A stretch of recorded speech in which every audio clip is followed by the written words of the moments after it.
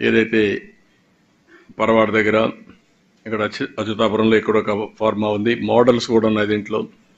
అక్కడ డెవలపర్ ఉన్నాడు, ఇక్కడ ఏపీఐఐసి ఉంది, ఎస్సీజెడ్ నాన్ ఎస్సీజెడ్ ఉంది, కొన్ని మిక్స్డ్ ఉన్నాయి, కొన్ని ఐలా లాస్ ఉన్నాయి. ఇవన్నీ కూడా ఇంప్లిమెంటేషన్లో ఇంకా పగడ్బందీగా కొన్ని అఫ్లూయెంట్ ప్లాంట్స్ అన్నీ ఈ యొక్క ఎస్సీజెడ్కి మొత్తానికి ఒకటి ఉంది, కొంతమంది వాళ్ళు పెట్టుకుంటున్నారు. ఏ విధంగా సింక్రనైజ్ చేయాలి, ఎంత ఎఫెక్టివ్గా పనిచేయించాలనే విషయాలు కూడా ఎగ్జామిన్ చేస్తాం. అల్టిమేట్గా దీన్ని కూడా సీరియస్గా ఆలోచిస్తున్నాం.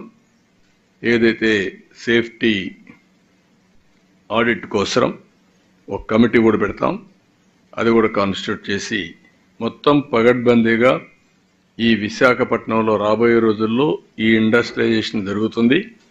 అదే సమయంలో ఇలాంటి యాక్సిడెంట్ జరగకుండా సేఫ్టీ ఆఫ్ ది ఎంప్లాయీస్ కూడా వర్కౌట్ చేస్తాం. ఇది ఫైనల్గా.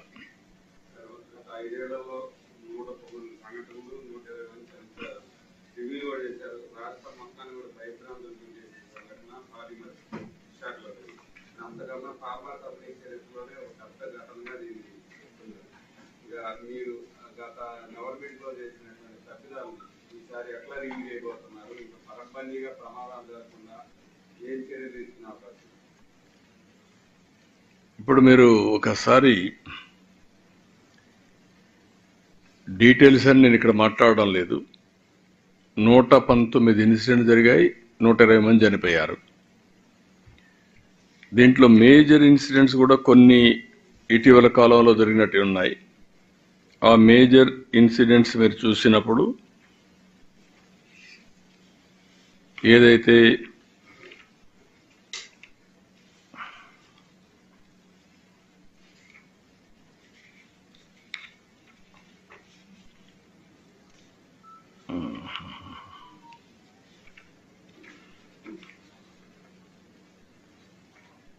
ఇరవైలో ఎల్జీ పాలిమర్ జరిగింది, అందులో 12 మంది చనిపోయారు. 20 మళ్ళీ హిందుస్థాన్ షిప్ యార్డ్లో జరిగింది, అందులో కూడా 11 మంది చనిపోయారు. లారస్లో కూడా ఒక యాక్సిడెంట్ జరిగింది. అదైనాక ఇప్పుడు జరిగిన ఒక ఇన్సిడెంట్ జరిగింది. ఇవి కాకుండా 2, 3 అయితే కంటిన్యూగా జరుగుతున్నాయి. మీరు చూస్తే జేఎస్పీసీలో స్మైలాక్స్ ల్యాబ్స్లో 2 చనిపోవడం, అది కూడా డిసెంబర్ 27, 2019. విజయశ్రీ ఆర్గానిక్స్లో ఒకరు చనిపోవడం,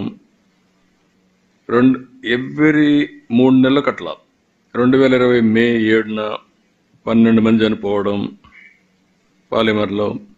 2020 జూన్ 30 పరవాడలో బెంజిన్ గ్యాస్ లీక్ అయ్యి 2 చనిపోవడం.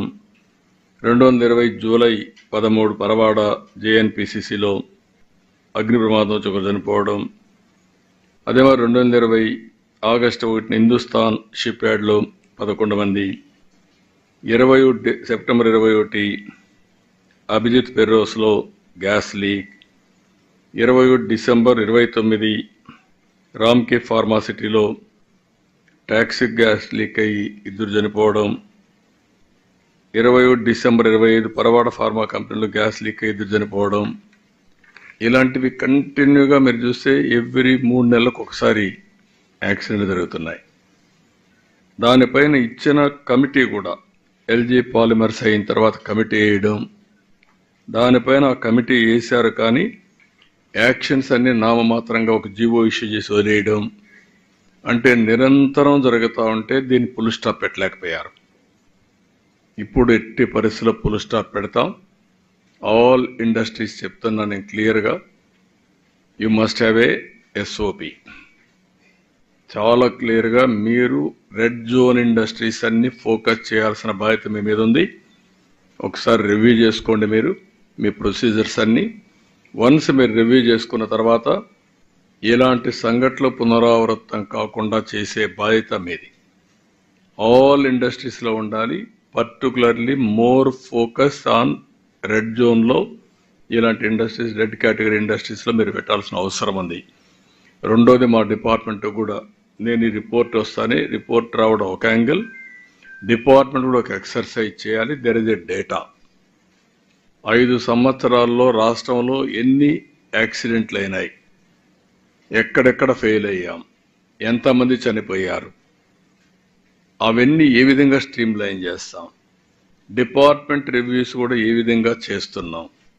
అదే సమయంలో స్ట్రిక్ట్గా ప్రతి ఒక్క వ్యక్తికి కూడా మేము చేసే సిస్టమ్స్ కానీ, ఆ సిస్టమ్స్లో వీళ్ళు ఇన్స్పెక్ట్ చేసిన రెగ్యులేటరీ అథారిటీ వచ్చినప్పుడు ఇచ్చినటువంటి రికమెండేషన్స్ అన్నీ ఎగ్జిక్యూట్ చేశారా లేదా, అమలు చేశారా లేదా, చేయకపోతే వాళ్ళపైన ఎట్లా యాక్షన్ తీసుకోవాలి, ఇవన్నీ చేసి యాక్సిడెంట్స్ అనేటివి వీలైనంత వరకు తగ్గించడం.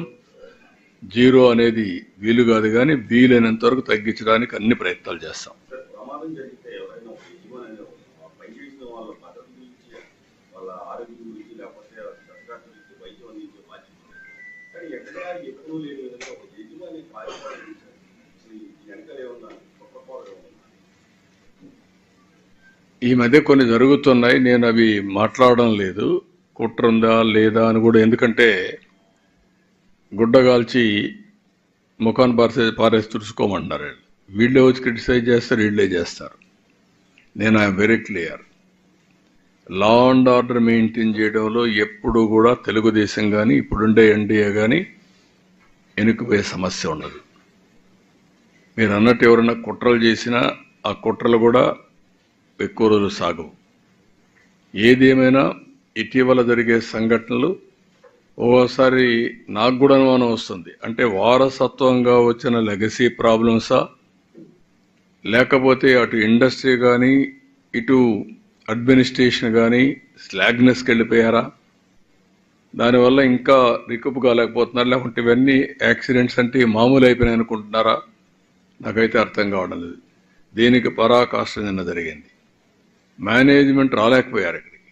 వాళ్ళకు డిఫరెన్సెస్ ఉండొచ్చు, కానీ ఆయనకు సోషల్ రెస్పాన్సిబిలిటీ ఉంది.